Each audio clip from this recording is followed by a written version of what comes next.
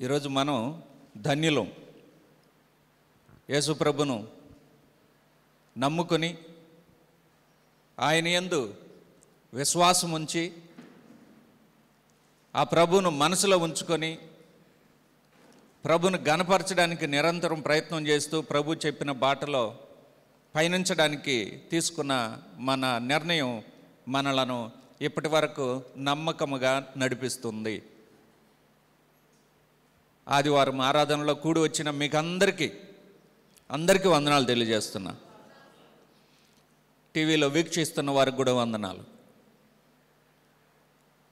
మత్తయి సువార్త 16వ అధ్యాయం 13వ వచనం 14వ వచనం. యేసు ఫిలిప్పీదైన కైసరయ ప్రాంతములకు వచ్చి, కైసరయ ప్రాంతానికి వచ్చాడు. మనుష్య కుమారుడు ఎవడని జనులు చెప్పుకొనుచున్నారు అని తన శిష్యులను అడిగాడు. యెరూషలేము, కైసరియా ఈ ప్రాంతాలు పక్కపక్కన ప్రాంతాలు. కైసరయ ప్రాంతంలో ఓడరేవు కూడా ఉంది. పౌలు గారు సువార్త ప్రయాణంలో కూడా కైసరయకు వస్తాడు. చివరి ప్రయాణంలో, 3వ ప్రయాణంలో కైసరకు వచ్చి అక్కడి నుండి యెరూషలేముకు వెళతాడు. యెరూషలేము చుట్టుపక్కల ప్రభువారు సంచరించి కైసరయకు వచ్చి శిష్యులను చూసి, మనుష్య కుమారుడు అనగా యేసు ప్రభు తనను గూర్చి అడుగుతున్నాడు, నన్ను గూర్చి ఈ జనాలు ఏమనుకుంటున్నారు అని శిష్యులను అడిగాడు. అప్పుడు శిష్యులు అంటున్నారు, చదవండి. వారు అనగా శిష్యులు చెప్తున్నారు ప్రభువారికి, ప్రభువా నిన్ను కొందరు ఏమనుకుంటున్నారంటే బాప్తిస్మం ఇచ్చే యోహానని అనుకుంటున్నారు ప్రభువా అన్నారు. అవునా? నెక్స్ట్, కొందరు ప్రభువా నిన్ను గురించి ఏలియా అనుకుంటున్నారు ప్రభువా. ఆహా, అవునా? ఇంకొందరు ఏమనుకుంటున్నారు ప్రభువా, ఇంకొంతమంది నిన్ను ఏమనుకుంటున్నారంటే ఇర్మియా అనుకుంటున్నారు ప్రభువా. ఇలాగనుకుంటున్నారా? తర్వాత, లేక ప్రవక్తలలో ఒకడని చెప్పుకొనుచున్నారు ప్రభువా. నిన్నేమనుకుంటున్నారు? ఈ రకంగా అనుకుంటున్నారు ప్రభు అన్నాడు. అందుకైనా వీళ్ళెవ్వరూ నన్ను గుర్తుపట్టడం లేదు.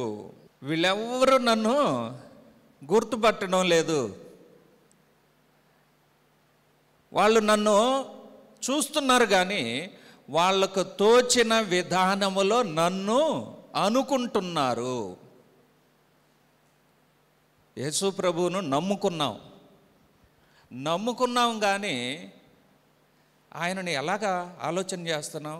ఏం తోస్తుంది ఆయన గురించి మీకు, నాకు, మనకు? చదువుదాం 14వ అధ్యాయం మత్తయి సువార్త. మనం వరుసగా మత్తయి సువార్తల నుండి సంగతులు ఆలోచన చేస్తూ వస్తున్నాం. మత్తయి సువార్త 14వ అధ్యాయం 34వ వచనం. వారు అద్దరికి వెళ్ళి గెన్నేసరతు దేశమునకు వచ్చిరి. అక్కడి జనులు ఆయనను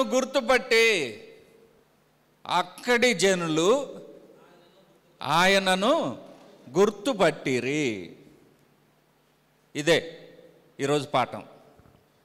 అక్కడి జనులు ఆయనను గుర్తుపట్టిరి. The people, those who are living over there, they have recognized Jesus Christ as the true Son of God. గెన్నేసరతు ప్రాంతంలో ప్రభువారు అక్కడికి వెళ్ళినప్పుడు ఆయన ఆ ప్రాంతానికి వెళ్ళడంతోనే అక్కడున్న జనులందరూ ఆయనను గుర్తుపట్టారు. ఎలా గుర్తుపట్టారు ఆయన్ను? ఏం జరిగింది గుర్తుపట్టడానికి? వాళ్ళు గుర్తుపట్టడానికి 14వ అధ్యాయంలోని గత వారంలో చదివాం, అంతకుముందు వారంలో కూడా చదివాం. 14వ అధ్యాయం 13వ వచనం. యేసు ఆ సంగతి విని ధోని ఎక్కి అక్కడి నుండి అరణ్య ప్రదేశమునకు ఏకాంతముగా వెళ్ళెను.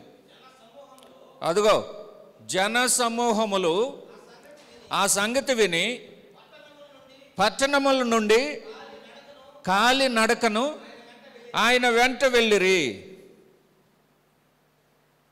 ఆ అరణ్యములో ప్రభువారు ఉంటే అక్కడికి వెళ్ళారు చాలామంది, చుట్టుపక్కల ప్రాంతాల్లో ఉన్నవారు.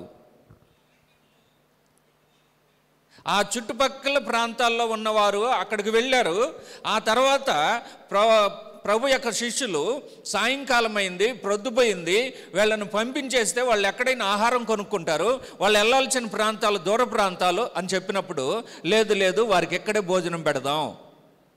భోజనం పెట్టారు, కార్యమంతా అయిపోయింది, వీళ్ళందరూ తిరిగి వాళ్ళ ప్రదేశాలకు వెళ్ళారు.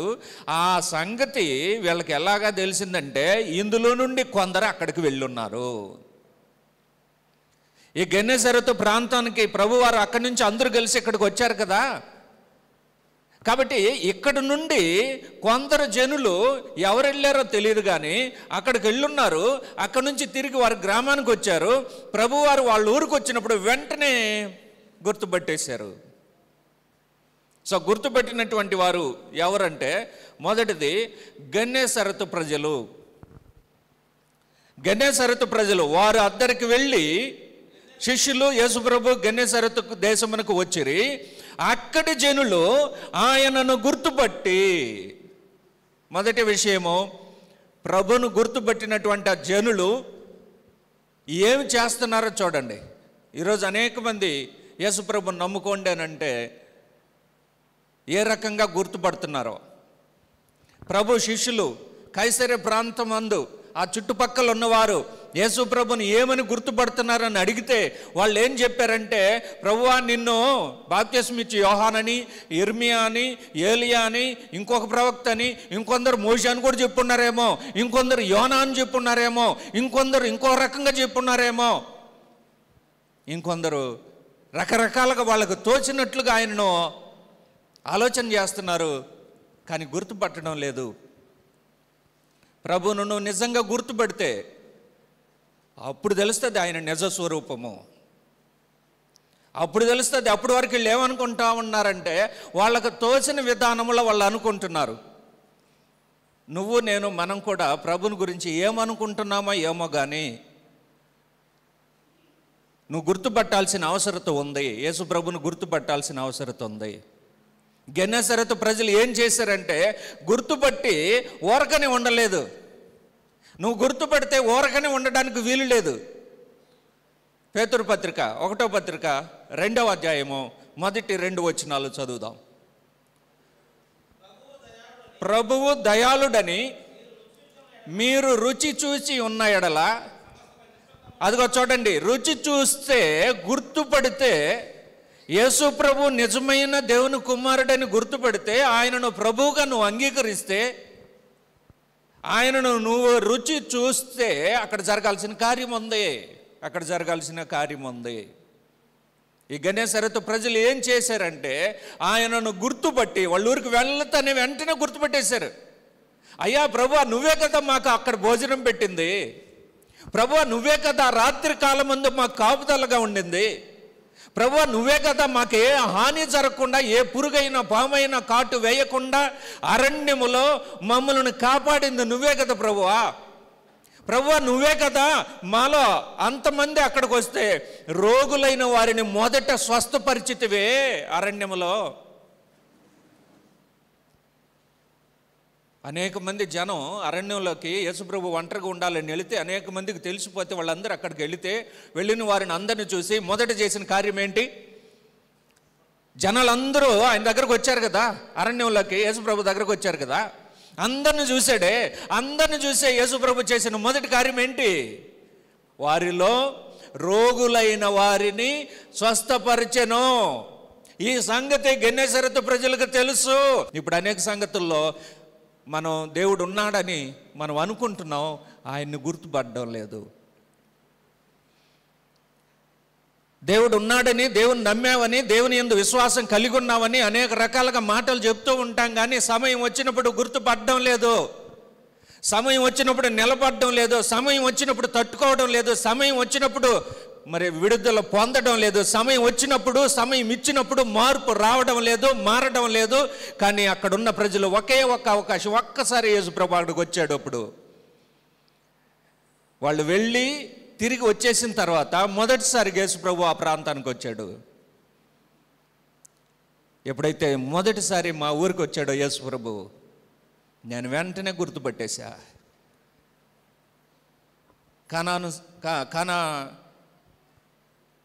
ఊరిలో వివాహంలో యేసుప్రభు ఉంటే, వాళ్ళందరికీ పరిచయమైన యేసుప్రభు ఉంటే వాళ్ళు గుర్తుపట్ల. ఎంతో సంబంధ బాంధవ్యాలు ఉన్నాయి, బంధుత్వం కూడా ఉంది, అయినా గుర్తుపట్ల. సమరయ స్త్రీ ఉన్నటువంటి ఊరికి వెళితే మొదటిసారి ఆ దారిని వెళుతుంటే వెంటనే చూసేసిన ఆ స్త్రీ ఈయన గుర్తుపట్టడానికి ఆనవాళ్ళు వెతికింది. అయ్యా ఈయన ఎవరు, నువ్వెవరు ప్రభువా, ఏంటి ప్రభు అని మాటలు కలిపితే ఆయన కూడా ఆ మాటలు కలిపి ఆమెకు గుర్తుపెట్టేంత విధానం అవగాహన చేసుకునేటట్లు వెంటనే గుర్తుపెట్టింది. గుర్తుపెట్టిన తర్వాత వెంటనే ఊర్లోకి వెళ్ళి అందరిని లాక్కొచ్చింది. వీళ్ళు ఏం చేశారో చూద్దాం. గెన్నేసరెతు ప్రజలు ఆయనను గుర్తుపెట్టుకోండి మీరందరూ, మనం అందరం ప్రియమైన సంఘమా, సహోదరులారా, మనం గుర్తుపెట్టుకోవాలి వాళ్ళు గుర్తుపట్టారన్న సంగతి. మనం గుర్తుపెట్టుకోవాలి వాళ్ళు గుర్తుపట్టిన తర్వాత చేసిన కార్యం కూడా గుర్తుపెట్టుకోవాలి.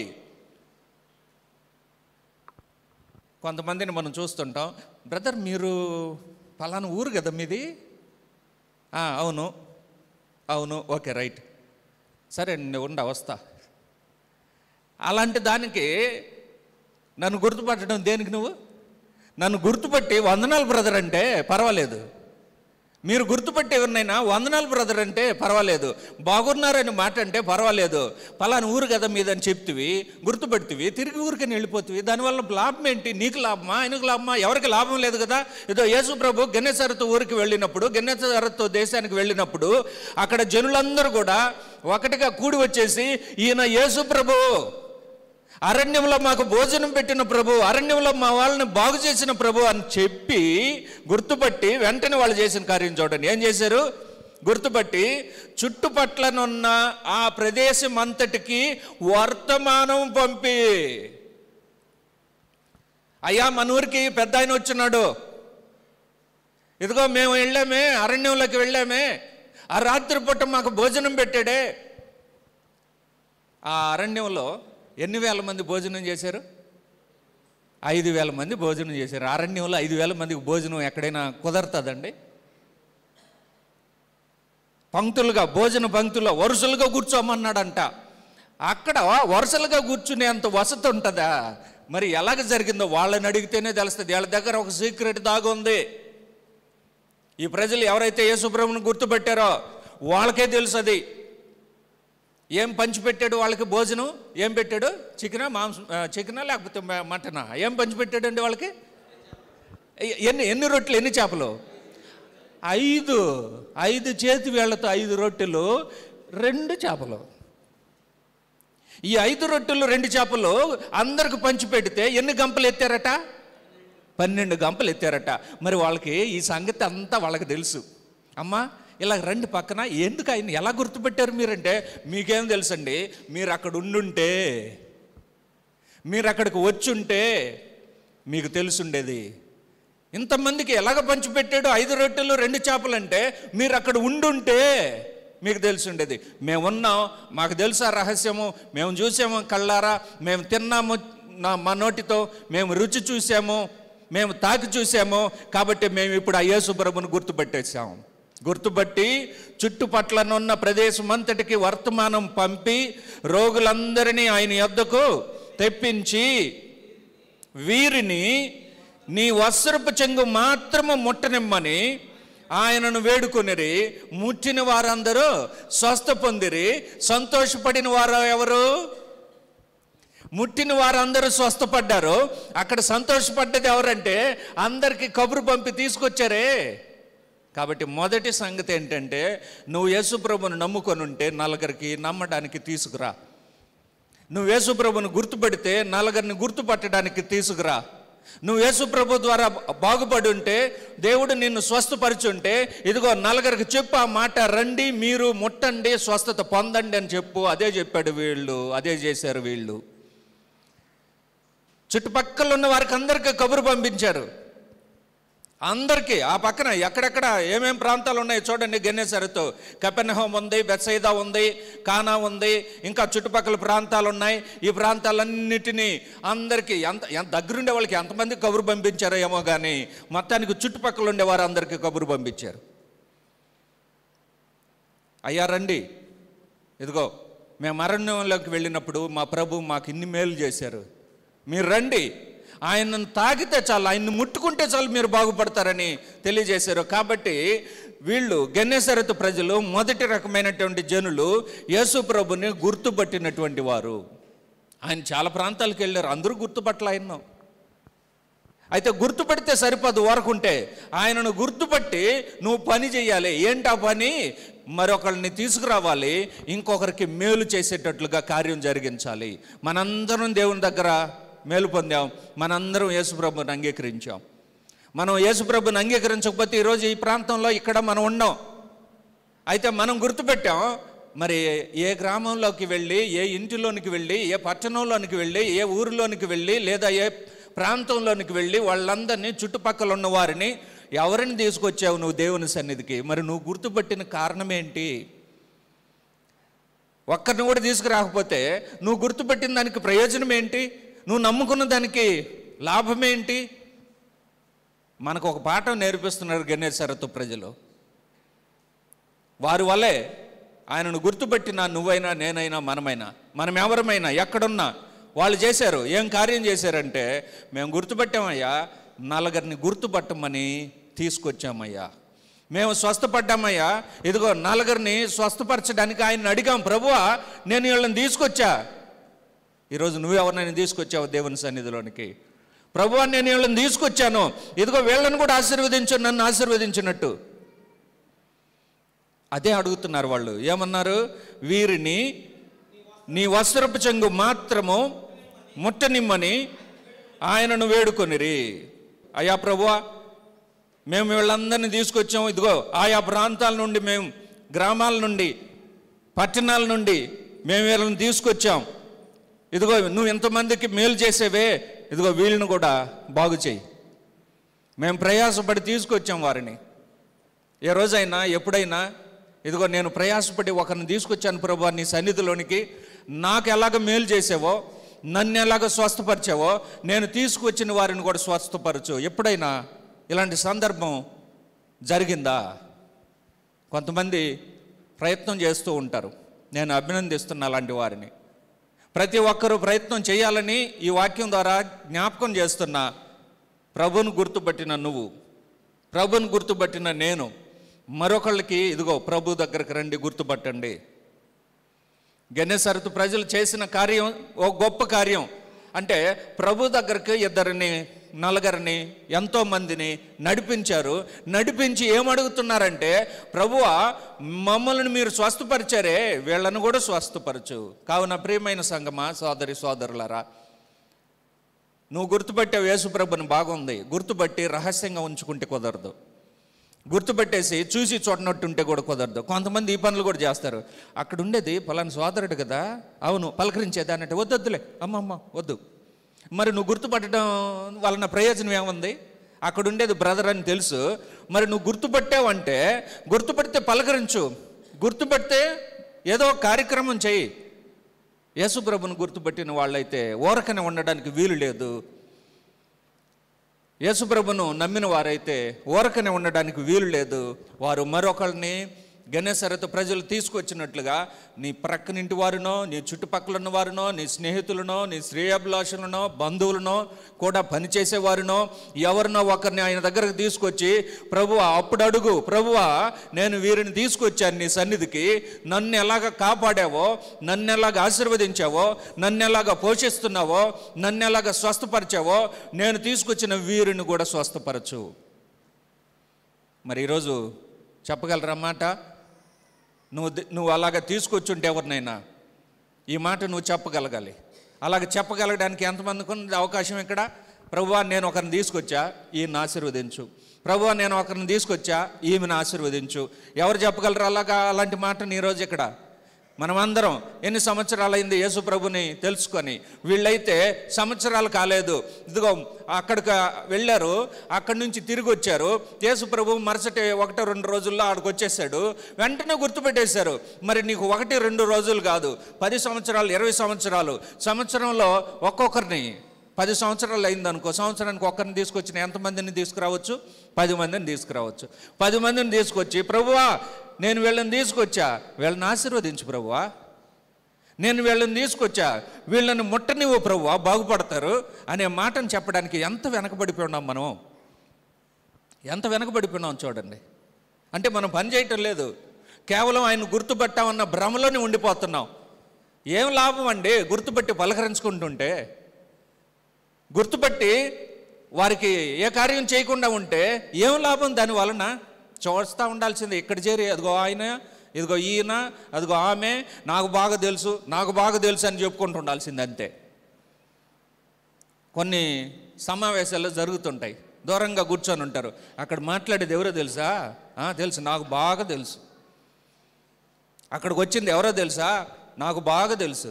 కనీసం పలకరింపు కూడా ఉండదు. నువ్వు పలకరించకుండా నువ్వు గుర్తుపెడితే ఏం లాభం? దానివల్ల ఏం లాభం లేదు. అలాగనే నువ్వు ప్రభుని నమ్ముకున్న తర్వాత మరొకరిని నమ్మడానికి నడిపించకపోతే నీ నమ్మకం నీ వరకు పరిమితమేనా?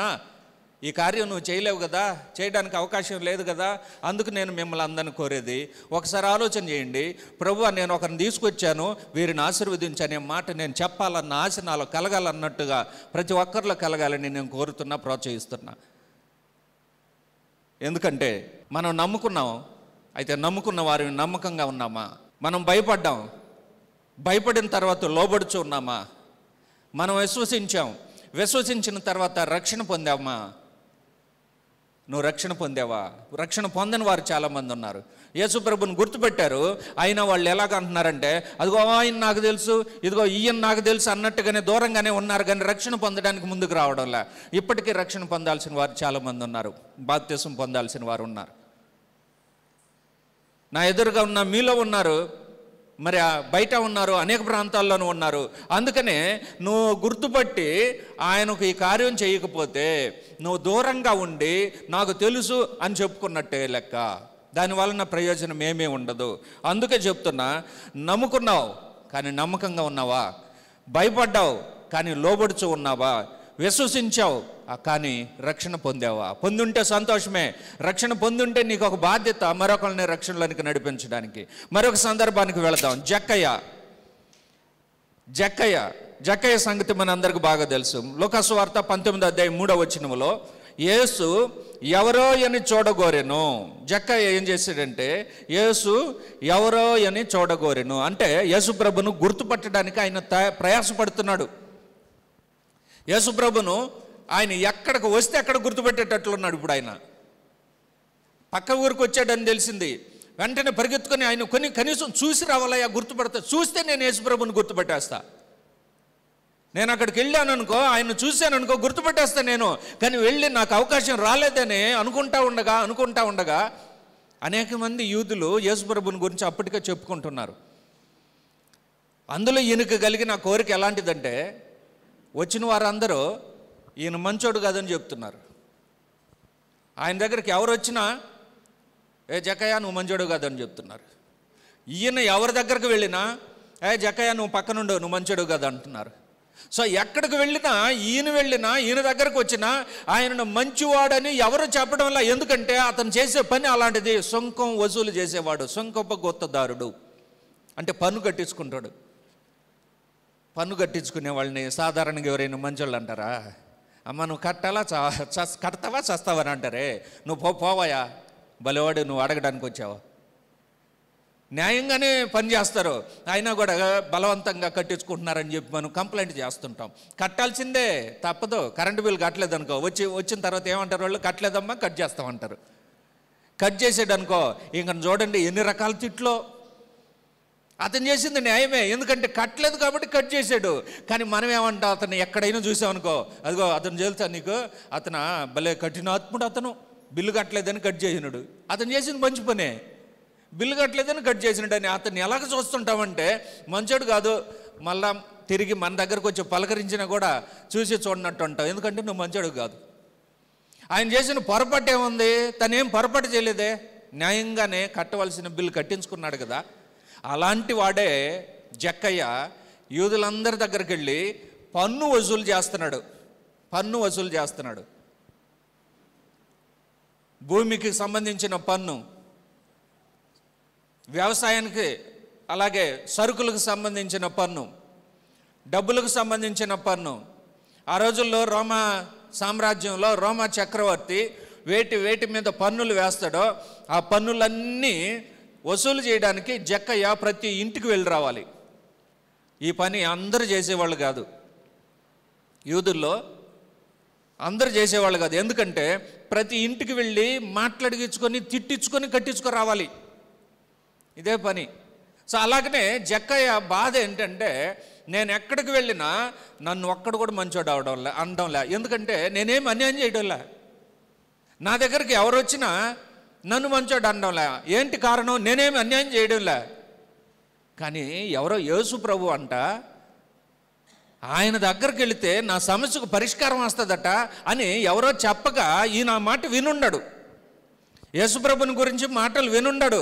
కాబట్టి ఇప్పుడు ఆయనలో ఏం కలిగిందంటే ఆశ, ఆయన ఎవరో నేను చూడాలి, ఆయన ఎవరో నేను చూడాలి, యేసుప్రభును నేను నమ్ముకోవాలి, యేసుప్రభును నేను ముఖాముఖిగా నేను చూడాలి, కోరిక నాకు. ఆయన ఎవరో అని చూడగోరేను. మరి చూస్తే గుర్తుపడతావా జక్కయ్య? గుర్తుపట్టేస్తాను నేను అమాంతంగా అలాగే ఒక్కసారి చూశానంటే నేను గుర్తుపెట్టేస్తాను నేను. కాబట్టి జక్కయ్య యేసు ఎవరో అని చూడగోరెను, కానీ పొట్టివాడైనందున జనులు గుంపులు కూడి ఉండుట వలన చూడలేకపోయాను. అంటే అర్థం ఏంటి? ఎన్నో ప్రయత్నాలు చేశాడు ఈయన. పొట్టివాడైనందున ఎక్కడికి వెళ్ళినా యేసుప్రభు ఒంటరిగా ఉండడు, యేసుప్రభుతో పాటు జనాలు తిరుగుతూనే ఉంటారు. యేసుప్రభుతో పాటు ఎవరెవరు తిరుగుతుంటారండి జనాలు? యేసుప్రభుతో పాటు ఎవరెవరు వెళ్తుంటారు? గతంలో చెప్పాను నేను ఎవరెవరు ఉన్నారని. ఎవరెవరు తిరుగుతుంటారు? యేసుప్రభు ఎక్కడికి వెళ్తే అక్కడ ఎవరు ఉంటారు? యేసుప్రభు శిష్యులు ఉంటారు, మొదటి వరుసలు వాళ్ళే ఉంటారు. ఆ తర్వాత ఎవరు? మిగతా యూదులు ఉంటారు. ఆ తర్వాత ఎవరు ఉంటారు? ఆయన దగ్గర బాగుపడ్డ వాళ్ళు ఉంటారు. ఆ తర్వాత ఇంకెవరు ఉంటారు? ఆయనలో లోపం చూపెట్టడానికి వచ్చే శాస్త్రులు ఉంటారు, వాళ్ళు కూడా ఉంటారు, ముందుగానే ఉంటారు. సో ఈరోజు యేసుప్రభు మాటలు ఎక్కడున్నా ఇలాంటి స్థితిగతులు ఉండే మనుషులు మనకు కనబడుతున్నారు. కాబట్టి జక్కయ్య యేసుప్రభుని చూడాలనుకుంటే ఆయన చుట్టూ జనాలు ఉన్నారు, కాబట్టి నేను చూడలేను, నన్ను చూడడానికి కుదరలేదు. అయితే మా ఊరికి మా మార్గంలో వస్తున్నాడు, అయితే ఎలాగైనా దీన్ని మిస్ చేసుకోకూడదు, నేను ఆయన చూడాలి, ఆయన నేను గుర్తుపెట్టేస్తాను చూస్తానే. కాబట్టి పరిగెత్తుకుంటూ వెళ్ళి మేడి చెట్టు ఎక్కాడు. మేడి చెట్టు అంటే అత్తి చెట్టు. అత్తి చెట్టు ఎక్కాడు. ఆ చెట్టును కూడా ఎలాగ చూపెట్టాడంటే ఒక చిన్న మాదిరికరమైనటువంటి ఒక చెట్టుగా చూపెట్టాడు. మేడి చెట్టు గురించిన సామెత ఏంటి? ఒక పద్యం కూడా ఉంది కదా మేడి చెట్టుని గురించి. మేడి పండు చూడు మేలిమయ్యుండు, పొట్ట విప్పి చూడు పురుగులుండు. ఇది చూడడానికి చాలా బాగుంటుంది, చాలామందికి తెలియదులేండి. అది అత్తి పండ్లు చాలామందికి తెలియదు. ఇప్పుడు అవి చూడాలంటే ఎక్కడో కానీ లేదు. ఇప్పుడు అత్తి చెట్టు, ఇప్పుడు అంజూరు వచ్చేసింది. అత్తి చెట్లు మీకు తెలిసి ఎక్కడైనా ఉన్నాయా? చూస్తానే పండు తినేయాలనిపిస్తుంది. ఒకవేళ ఎక్కడైనా చూస్తే తినేయాలనిపిస్తే అలాగే పండు అలాగే తినేయండి, అంతేగాని దాన్ని కట్ చేసుకొని నేను ప్యాషన్గా నేను ముక్కలు కట్ చేసుకొని తింటానంటే కట్ చేస్తే నువ్వు తినలేవు దాన్ని, ఎందుకంటే లోపల నుంచి పురుగులు బయట వస్తాయి. ఆ పురుగులు కానీ చూసేవానికి పొట్టలేకపోతాయి, పురుగులన్నీ అక్కడ పుట్టలు పెట్టేస్తాయని భయం. కాబట్టి మేడి చెట్టు, మేడి పండు, అత్తిపండు చూస్తే అలాగే తినేసేయండి, చాలా మంచిది, చాలా చక్కగా ఉంటుంది, ఎర్రగా, అబ్బా చాలా టేస్టీగా కూడా ఉంటుంది, మంచి తీపిగా కూడా ఉంటుంది. ఏంటి మేడి చెట్టుని ఎక్కించాడంటే ఈ జక్కయ్య కూడా బయట అక్కడ ఉండే వాళ్ళందరూ ఏమంటున్నారంటే ఇతను పాపి, పరిశుద్ధుడు కాదు, దుర్మార్గుడు, అన్యాయస్తుడు అని చెప్తూ ఉన్నారు. కానీ ప్రభు దగ్గరకు వచ్చేటప్పుడు ఆయన ఎలాంటి వాడో తీర్మానించబడింది. ఇప్పుడు చదువుదాం. యేసు ఎవరో అని చూడగోరిని కానీ పొట్టివాడైనందున జనులు గుంపులు కూడి ఉండటం వలన చూడలేకపోయాడు. చూడగోరాడు, గుర్తుపెట్టాడు. నువ్వు దేవుని దగ్గర ఏ కార్యం చూడాలన్నా ఆయన గుర్తుపెడితే ఆ కార్యం నీకు జరుగుతుంది. కాబట్టి ఈ జక్కయ్య చూడగోరాడు. ఆయన నడిచి వస్తూ ఉంటే ఆయన చూసేసాడు. అబ్బా, నేను యేసుప్రభుని గుర్తుపెట్టేశాను అనుకున్నాడు. నేను యేసుప్రభుని గుర్తుపెట్టేశాను అనుకున్నాడు. సంతోషపడిపోయాడు. కానీ నువ్వు గుర్తుపెడితే నిన్ను యేసుప్రభు గుర్తుపడతాడు అన్న విషయం జక్కయ్యకి అప్పుడు వరకు తెలియదు. నేను కేవలం ఆయన్ని చూడాలి, నేను కేవలం ఆయన్ని గమనించాలి, నేను గుర్తుపట్టాలి, నేను చూసి ఆనందించాలి అని ఆయన అనుకున్నాడు. కానీ ఇక్కడ తెలియని విషయం జక్కయ్యకి ఏంటంటే, అయ్యా జక్కయ్య, నువ్వు కానీ యేసుప్రభుని గుర్తుపెడితే యేసుప్రభు నిన్ను గుర్తుపట్టేస్తాడు. యేసుప్రభు నిన్ను గుర్తుపట్టేస్తాడు జక్కయ్య. కాబట్టి వెంటనే జక్కయ్యను కూడా గుర్తుపెట్టాడు. సో నువ్వు గుర్తుపడితే ఎవరినైనా తిరిగి వాళ్ళు నిన్ను గుర్తుపట్టడానికి ప్రయత్నం చేస్తారు. గుర్తు రాలేదు బ్రదర్, గుర్తు రాలేదమ్మా, ఎవరు అని మనసులో జ్ఞాపకం చేసుకొని ఓ పలానా ఊరమ్మ ఇది, అదే నువ్వు గుర్తుపట్టలేదు అంటే వాళ్ళు కూడా నిన్ను గుర్తుపట్టడానికి ప్రయత్నం చేయరు. మనం కొందరిని కలుస్తుంటాం, మనం అడుగుతుంటాం, బ్రదర్ మీరు నాకు తెలుసు అని అంటారు. వాళ్ళు అడుగుతారు, ఎవరు బ్రదర్, ఎక్కడ, నేను గుర్తుపట్టలేదంటే అప్పుడు ఆనవాళ్ళన్నీ తీసుకొని అప్పుడు గుర్తు చేసుకుంటారు. అవును రైట్, పలానప్పుడు కలిసామని విషయాలన్నీ జ్ఞాపకం చేసుకొని వెనకటి చరిత్ర అంతా గుర్తు చేసుకొని అప్పుడు నిన్ను గుర్తుపట్టడానికి ప్రయత్నం చేస్తారు. అలాగనే యేసుప్రభు జక్కయ్యను గుర్తుపట్టేశాడు. మనం గుర్తుపట్టి మనలను తిరిగి గుర్తుపట్టినప్పుడు ఎలాగ సంతోషం ఉంటుందో అలాంటి సంతోషము వీరిలో కూడా ఉంటుంది. ఒక సందర్భంలో నేను అమెరికాకు వెళ్ళినప్పుడు, మొదటిసారి అమెరికాకు వెళ్ళినప్పుడు నా ప్రయాణంలో విమానం ఒకరోజు డిలే అయింది. నేను వెళ్ళాల్సినటువంటి మీటింగ్ కాన్ఫరెన్స్కి ఒక్కరోజు లేట్ అయిపోయింది. అక్కడ నా కోసరం చేసిన ఏర్పాట్లన్నీ ఒకరోజు లేట్ అయినందువల్ల మార్చేసుకున్నారు. నన్ను విమానాశ్రయానికి వచ్చి రిసీవ్ చేసుకోవాల్సిన కూడా వాళ్ళు కూడా ముందు రోజు వేరే వాళ్ళు వచ్చి తీసుకెళ్ళాలి. ఒకరోజు లేట్ అయింది కాబట్టి ఇంకొకరు వచ్చారు ఎయిర్పోర్ట్కి వచ్చి తీసుకెళ్ళడానికని వారు రెడీగా ఉన్నారు. నేను ఫ్లైట్ దిగాను.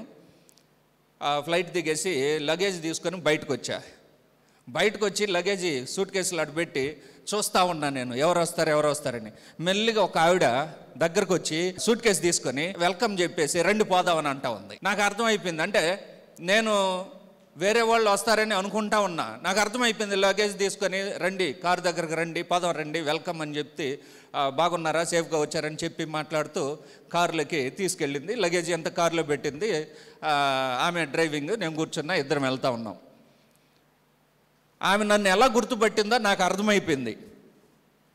అయినా కూడా నేను ఉండబట్టలేక అడిగాను, నేను సిస్టర్ నన్ను ఎలా గుర్తుపట్టావు, ఇంతమంది ఫ్లైట్ దిగి వస్తూ ఉన్నారు కదా, ఇంతమందిలో నన్ను ఎలా గుర్తుపట్టావని నేను అప్పుడు సీట్లో కూర్చొని ఉండా, దీని మీద చేతులు పెట్టుకొని ఉండా.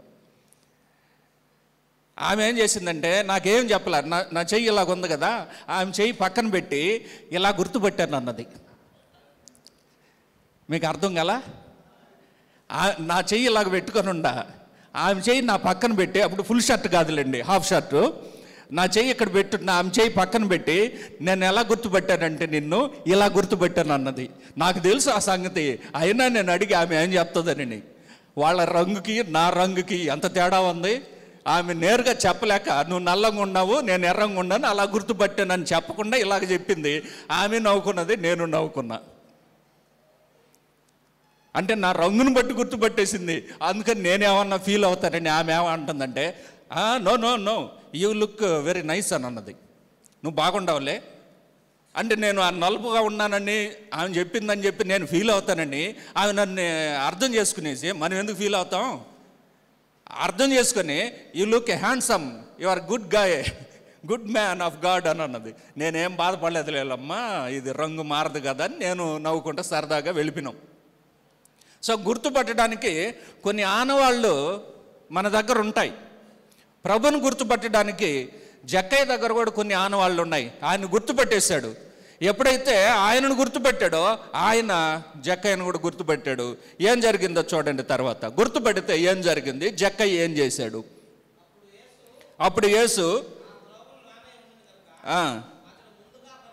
ముందుగా పరిగెత్తి చూచుటకు మేడి చెట్టు ఎక్కెను. ఆ చోటికి వచ్చినప్పుడు కనులెత్తి చూసి, జక్కయ్య త్వరగా దిగుము, నేడు నేను నీ ఇంట ఉండవలసి ఉన్నది. నువ్వు యేసు ప్రభుని గుర్తుపడితే ఆయన నిన్ను గుర్తుపడతాడు. నువ్వు యేసు ప్రభుని నమ్ముకుంటే ఆయన నిన్ను నమ్మకంగా ఎంచుకుంటాడు. నువ్వు యేసు ప్రభుని గుర్తుపెడితే ఆయన నీ దగ్గరకే వస్తాడు. జక్కయ్య యేసు ప్రభుని ఇంటికి తీసుకురావాలని వెళ్ళాడా, యేసు ప్రభుని చూసి గుర్తుపెట్టి రావాలని వెళ్ళాడా? ఎందుకు వెళ్ళాడండి జక్కయ్య ఆయన దగ్గరికి? ఆయన్ను చూసి వచ్చేద్దాం అనుకుని వెళ్ళాడు. మరి తీరా ఏం జరిగింది? అక్కడికి వెళ్ళేటప్పటికి ఆయనను చూశాడు. అప్పుడు వెంటనే యేసు ఈయనను చూశాడు. జక్కయ్య యేసును చూశాడు, యేసు జక్కయ్యను చూశాడు. అప్పుడు రెండో కార్యం ఏం జరిగిందంటే, నేనే నీ ఇంటికి వస్తానన్నాడు. నేనే నీ ఇంటికి వస్తానన్నాడు. సో ఈ కార్యం అంతా జరిగింది. యేసును గుర్తుపెడితే ఏమేం కార్యములు జరుగుతున్నాయంటే, ఒకటి ఆయన నిన్ను గుర్తుపడతాడు, రెండు నువ్వు ఉన్న చోటికి ఆయన వస్తాడు, మూడు ఇంకా చదవండి వాక్యంలో ఏమేమి రాశాడు అక్కడ. త్వరగా దిగుము, ఉండవలసి ఉన్నది, ఇంకా త్వరగా దిగి, మూడవది సంతోషం నీకు వస్తుంది యేసుప్రభుని గుర్తుపెట్టుకుంటే. కాబట్టి సంతోషంతో చేర్చుకున్నాడు. వెళ్ళేటప్పుడు ఎలాగెళ్ళాడు?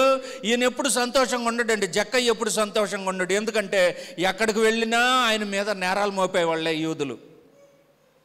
సో సంతోషంతో ఆయనను చేర్చుకొని మూడో రకమైన ఆశీర్వాదము, యేసును నువ్వు గుర్తుపెడితే సంతోషం నీ సొంతం అవుతుంది. ఇంకా ఏం జరిగిందో చదువుదాం.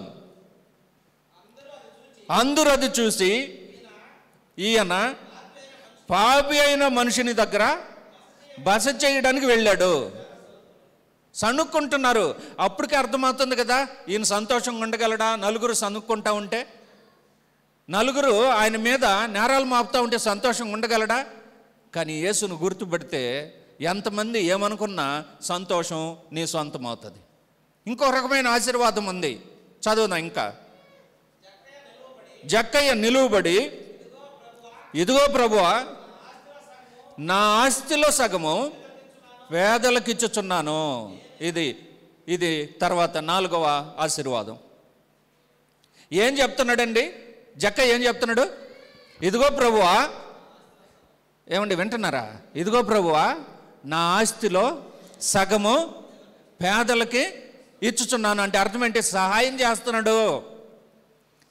జక్కయ్యకు సహాయం చేసే గుణం లేదు.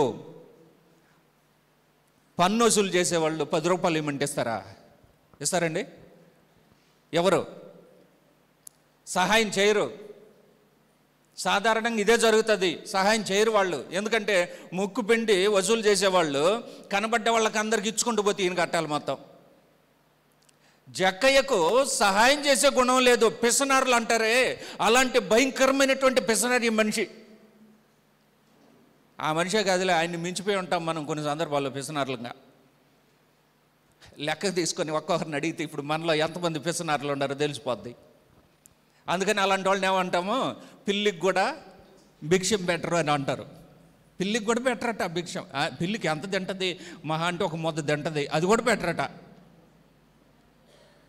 కాబట్టి జక్కయ్య వారి తత్వం ఏంటంటే, సుంకరుల యొక్క తత్వము, ఎవరికైనా సహాయం చేయాలన్నా వీళ్ళు సహాయం చేస్తే అసలు వాళ్ళు పుచ్చుకోరు. అందుకని వీళ్ళకి ఏం అలవాటు అయిపోయిందంటే ఎవరికి సహాయం చేయరు, ఎవరికి పైసా ఇవ్వరు. కాబట్టి భయంకరమైనటువంటి పిసనారులుగా తయారయ్యారు. యూదులు కూడా పిసనారులేండి. అందుకని దేవుడు దశమ భాగాన్ని వాళ్ళకి ఎందుకు ఇచ్చాడంటే, వాళ్ళు పిసనారులు. అది కూడా ఇవ్వకపోతే అసలు పైసా కూడా ఇవ్వరు దేవుని సన్నిధిలో. దశమ భాగం ప్రవేశపెట్టింది ఈ పిసనారులు. కనీసం 10 రూపాయలు అయినా ఇస్తారు, 100 రూపాయలు కానీ ప్రవేశపెట్టాడు. నిజానికి ఎంత ఇవ్వాలి? సహాయం చేయాలంటే నిజానికి ఎంత చేయాలంటే 10 రూపాయలుగా సహాయం చేయాల్సింది వీలైతే అర్ధ భాగం సహాయం చేయాలి, ఇంకా ఎక్కువ భాగం సహాయం చేయాలి. కానీ ఇశ్రాయేలు జనాంగము ఐగుప్తు దేశంలో ఉన్నప్పుడు ఇతరుల దగ్గర పుచ్చుకొని తినేవాళ్ళే కానీ ఇతరులకు పైసా ఇచ్చేవాళ్ళు కాదు, పూట భోజనం పెట్టేవాళ్ళు కాదు. భయంకరమైనటువంటి పిసినారులు ఇశ్రాయేలీలు ఐగుప్తు దేశంలో. ఎవరికి సహాయం చేయరండి. ఒకవేళ ఎవరైనా సహాయం అడిగితే నువ్వు ఐగుప్తీయుడు కదా, నీకెందుకు నేను సహాయం చేయాలనేదట. మరి ఎవరైనా ఆకలితో ఉంటే కాస్త అన్నం పెట్టచ్చు కదంటే మేము పెట్టకూడదు, పిసినారులుగా తయారయ్యారు. అందుకని వీళ్ళు ఎవరని దేవుడు ధర్మశాస్త్రాన్ని చేతిలో పెట్టి మీ దగ్గర ఉండే దానిలో 10వ భాగం నాకు ఇవ్వండి. అసలు ఈనోడికి 10 రూపాయలన్నా ఇవ్వమన్నాడు.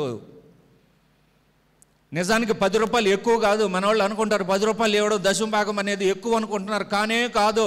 అది కూడా ఇవ్వకపోతే మనం దాని కోవలోనికి రాం. మనం ఎంత ఇస్తున్నామో దేవునికి తెలుసు. మనం ఎంత ఇస్తున్నామో ఇంకెవరికి తెలుసు? మనం ఎంత ఇస్తున్నామో దేవునికి తెలుసు. మనం ఎంత ఇస్తున్నామో ఇంకెవరికి తెలుసు? నాకు తెలుసు.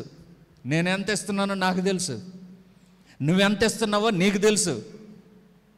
ఈ యూదులు ఎలాగ అలవాటు చేసుకున్నారంటే నన్ను అడిగింది 10 రూపాయలు దేవుడని 10, 1, 2 పుదీనా జీలకర్రలో కూడా లెక్కేసి కట్టలు లెక్కేసి ఇసిరాడు కొట్టేసి అయిపోయింది బా నేను ఇంక ఈను 10, 1, 2, 3, 4, 5, 6, 7, 8, 9, 10 కట్టలు ఇచ్చేసా. ఇంకా నన్ను అడగద్దు దీన్ని. కండిషన్ చూడండి, దేవుడా నీకు ఇచ్చేసిన నేను 10 రూపాయలు మళ్ళీ నా దగ్గర ఉండేది అడగతావేమో. ఇంకా నేను దాన్ని అడిగినాక నేనేమో కఠినాత్మలు అయిపోయినారు 10 రూపాయల వల్ల, 10% వలన. అందుకని దేవుడు అయ్యా 10% కాదు వర్ధిల్లున కొలది ఇవ్వండి క్రైస్తవులారా అన్నారు. ఈరోజు 10%తోనే కాదు పరిచర్య జరుగుతుండేది. దశమ భాగంతో కాదు ఇప్పుడు పరిచర్య జరుగుతుండేది. దశమ భాగాన్ని మించి ఇచ్చేవాళ్ళు ఉన్నారు. దశమ భాగాన్ని కంటే ఎక్కువ ఇచ్చిన దాని వలన ఇంత పరిచర్య జరుగుతూ ఉంది. అయితే మనం ఎంత ఇస్తున్నామో మనకు తెలుసు, మన గుండెలకు తెలుసు మనం ఎంత ఇస్తున్నామో. ఎంత ఇస్తున్నామంటే అన్ని ఖర్చులు ఒక ఆయన లిస్ట్ రాసుకొని వచ్చేసాడు. ఇది బ్రదర్ నా పరిస్థితి. చివరికి ఎంత మిగిలిందంటే 0 మిగిలిందాడా. నేనేమన్నా అనుకుంటానని చివరికి మిగిలిన చూడండి బ్రదర్, ఇప్పటికీ మైనస్లో ఉంది. నేను మైనస్ వేయలేదు, దానిలో 0 ఉంది. నేను ఎక్కడిచ్చేది దేవునికి అంటే ఎవరు ఇమ్మన్నారు? నేను అడిగానా? నువ్వు నాకు ఇస్తున్నావు ఏమే అంటే నువ్వు దేవుని దగ్గరే లెక్కలన్నీ వేసుకుని 0 నీ దగ్గర ఉందంటే దేవుడుగా అనుకుంటే 0 అవుతావు నువ్వు. జాగ్రత్త, గుర్తుపెట్టుకో. దేవునికి ఇవ్వడానికి నువ్వు సందేహపడితే, దేవునికి ఇవ్వడానికి నువ్వు అనుమానపడితే దేవుడు కూడా నిన్ను మీద అనుమానం పడతాడు. దేవుడు నిన్ను అనుమానం చేశాడు అనుకో, నీ మీద నిన్ను అనుమానించాడు అనుకో దేవుడు, నీ దగ్గర పైసా కూడా ఏది మన దగ్గర నిలబడదు. కాబట్టి జక్కయ్య దగ్గర పిసనారితనం ఉండింది. ప్రభువును గుర్తుపెడితే ఆయన ఎలాంటి వాడయ్యాడో చూడండి, చదవండి అదే మాటని. జక్కయ్య నిలవబడి ప్రభు ఎదుట నిలబడ్డాడు. ఈరోజు ప్రియమైన సంగమా సోదరులారా, ఈరోజు నువ్వు నేను ప్రభు ఎదుట ఉన్నామే. ప్రభు ఎదుట నిలబడి నువ్వేం చెప్తున్నావు ఈరోజు? ఎదుగో ప్రభువా, నేను మిగిలిన డబ్బులు తీసుకొచ్చి ఇచ్చేశాను. ఈ విషయంలో గత సంవత్సరాలలో ముందు జరిగిన ఒక సంఘటన నాకు గుర్తొచ్చింది. చిల్లర కావాలంటే ఎక్కడికి పోవాలనేది, చిల్లర కావాలంటే ఎక్కడికి పోవాలని పక్కనుండే వాళ్ళకి తెలిసేదంటే కొంతమంది నన్ను అడిగేవాళ్ళు, బ్రదర్ ఈ వారం ఏమన్నా చిల్లర లేదా? అక్కడ ఉన్నప్పుడు టౌన్లో ఉన్నప్పుడు పక్కన అంగళ్ళు ఉన్నాయి. ఆదివారం అయిపోతేనే మరల నేను పొద్దున్నే సోమవారం అటు పోతానులా అప్పుడు అడిగేవాళ్ళు అన్నమాట, సార్ చిల్లర ఉంటే ఏంటేమే అంటే, చిల్లర ఎక్కడ ఉంటుందంటే చర్చిలో ఉంటుంది. తర్వాత మరలా వారంలో 1-2 సార్లు బ్యాంకుకి పోవాల్సి వచ్చేది. ఎందుకు తెలుసా? చిరిగిపోయిన కాగితాలు మార్చుకురావడానికి. చిరిగిపోయిన కాగితాలు అవి ఎట్లా ఉంటాయంటే చిరిగిపోయినట్టుగా ఉండవు, మళ్ళా చిరిగిపోయి ఉంటుంది. మళ్ళీ దాన్ని మేకప్ చేసి మడిచి జాగ్రత్తగా ఉన్నట్టుగా ఉంటుంది. అవి తీసుకెళ్ళి బ్యాంకుకి వెళ్ళి ఎన్నిసార్లు 10 రూపాయలు 5 రూపాయలు బ్యాంకులో వాళ్ళని బతిలాడి, ఎందుకంటే దాన్ని పోగొట్టుకోలేంగా. అయితే అవన్నీ గుర్తొచ్చాయి. నేను ఇప్పుడైతే ధైర్యంగా చెప్తున్నా, అవి ఇప్పుడు లేవు. అభినందిస్తున్నాను నేను. అయినా కూడా కొంత కనపడతా ఉంది చిల్లర. లెక్కేసి బ్రదర్ వాళ్ళు ఇచ్చేటప్పుడు చెప్తుంటారు, ఈ వారం కూడా వచ్చింది సార్ చిల్లర, ఈ వారం కూడా వచ్చింది అంటే ఇంకా ఉందన్నమాట, ఇంకా ఉంది. జక్కయ్య నిలవబడి యేసుప్రభు ఎదుట నిలవబడి ప్రియ సోదరులారా ఏమన్నాడు చూడండి, చెప్పండి. ఇదిగో ప్రభువా, ఈ మాట చెప్పలా, ఆస్తి అంటానని కావాలి చెప్పలా ఎవరు. ఇదిగో ప్రభువా, చెప్పండి. ఇదిగో ప్రభువా, నా ఆస్తిలో సగము నేనే ఉంచుకుంటా. పేదలకు ఇస్తానంటే కడుపు మండుతుంది కదండి. నువ్వు ఆ కడుపు మండినా, నీకు విచారం వచ్చినా, నీకు దిగులు వచ్చినా, జక్కయ్య చేసింది ఏంటంటే, ఇదిగో ప్రభువా, నా ఆస్తిలో సగము ఎవరికి ఇస్తున్నాను? పేదలకు ఇస్తున్నాను. అంటే పిసనారోడు పేదలకి సహాయం చేసేవాడిగా మారిపోయినాడు. యేసు ప్రభుని నువ్వు గుర్తుపడితే, నువ్వు ఎవరికైనా కూడా సహాయం చేసే గుణం లేకపోతే, భయంకరమైన పిసనారు అయితే, యేసు ప్రభును నమ్ముకున్నప్పుడు, యేసు ప్రభును నువ్వు గుర్తుపడితే సహాయం చేయడంలో ముందుంటావు, సహాయం చేసే మనిషి అవుతావు. అలాంటి సహకారులు ఫిలిప్పీ పట్టణంలో ఏర్పడ్డారు. ఎవరికి సహాయం చేయరు ఫిలిప్పీ పట్టణ ప్రజలు. అందుకని ఫిలిప్పీలకు పత్రిక రాసేటప్పుడు, అయ్యా సహకారులు మీలో చాలామంది ఉన్నారు, వాళ్ళ పేర్లు జీవగ్రంథంలో రాయబడ్డాయి. నీ పేరు జీవగ్రంథంలో రాయబడతాయి సహకారుల లిస్టులో నువ్వు ఉంటే. బాగా దాన ధర్మాలు చేసిన ఒక మనిషి పేరు చెప్పండి, మీకు తెలిసిన వాళ్ళు ఎవరైనా. దాన ధర్మాలు చేసిన వాళ్ళు ఎవరైనా చెప్పండి, ఎవరి పేరైనా చెప్పండి, మీకు తెలిసిన వాళ్ళు ఎవరైనా ఉంటే చెప్పండి. ఎవరికి తెలీదా? ఎవరికి తెలీదా దాన ధర్మాలు? నన్ను అడిగితే నేను చేస్తాను కాబట్టి నేను చెప్తా. నువ్వు చేసినప్పుడు ఇప్పుడు నేను చెప్పాలంటే వాళ్ళ పేర్లు వీళ్ళ పేర్లు కాదు, నీ పేరు చెప్పాలా, నీ పేరు చెప్పాలది. అదే నేను కోరేది. రూపాయి అయినా సహాయమే కదా, 100 రూపాయలైనా సహాయమే కదా, 1000 రూపాయలైన సహాయమే కదా, 1,00,000 రూపాయలైన సహాయం కదా. నువ్వు 1 రూపాయితో మొదలుపెట్టు, 1000 రూపాయలైనా చేయగలవు. సహాయం చేయడానికి గుండె నిబ్బరం ఉండాలి, సహాయం చేయడానికి హృదయ సంతృప్తి ఉండాలి, సహాయం చేయడానికి మనసు నెమ్మదితో ఉండాలి. సహాయం ఎప్పుడు తప్పు కాదు. పొందిన వారు దానిని నిరుపయోగంగా ఉపయోగించవచ్చునేమో కానీ చేసిన కార్యం మాత్రం తప్పు కానే కాదు. మరి ఎంతమందికి సహాయం చేసామో. నువ్వు యేసుప్రభు ఎదురు నిలబడుకొని ఉన్నావు, జక్కయ్య యేసుప్రభు ఎదురు నిలబడుకొని ఉన్నాడు. ఆయనైతే ఒక స్టేట్మెంట్ ఇచ్చేసాడు, ప్రభువా నా ఆస్తిలో సగభాగం ఎవరికి ఇస్తానన్నాడు? పేదలకు ఇస్తానన్నాడు. పిసనారోడు పేదలకు సహాయం చేసేవాడుగా మారిపోయాడు. ఈరోజు నువ్వు నేను మనం అలాంటి పిసనారోళ్ళంగా బహుశా ఇంతకుముందు ఉన్నట్టొచ్చేమో కానీ ఇప్పుడు ప్రభు సన్నిధిలో ఉన్నామంటే ఇప్పుడు సహాయకారులమో, సహాయం చేసే వారమే. ఒక్క రూపాయి సహాయం చేస్తే 100 మంది ఎంత వస్తుంది, 1000 మంది ఎంత వస్తుంది, 1,00,000 మందికి ఎంత వస్తుంది, 1,00,00,000 మందికి 1,00,00,000 రూపాయలు వస్తుంది. సహాయము కొంచెమే, కానీ అందరూ చేస్తే సహాయము ఎక్కువ అవుతుంది.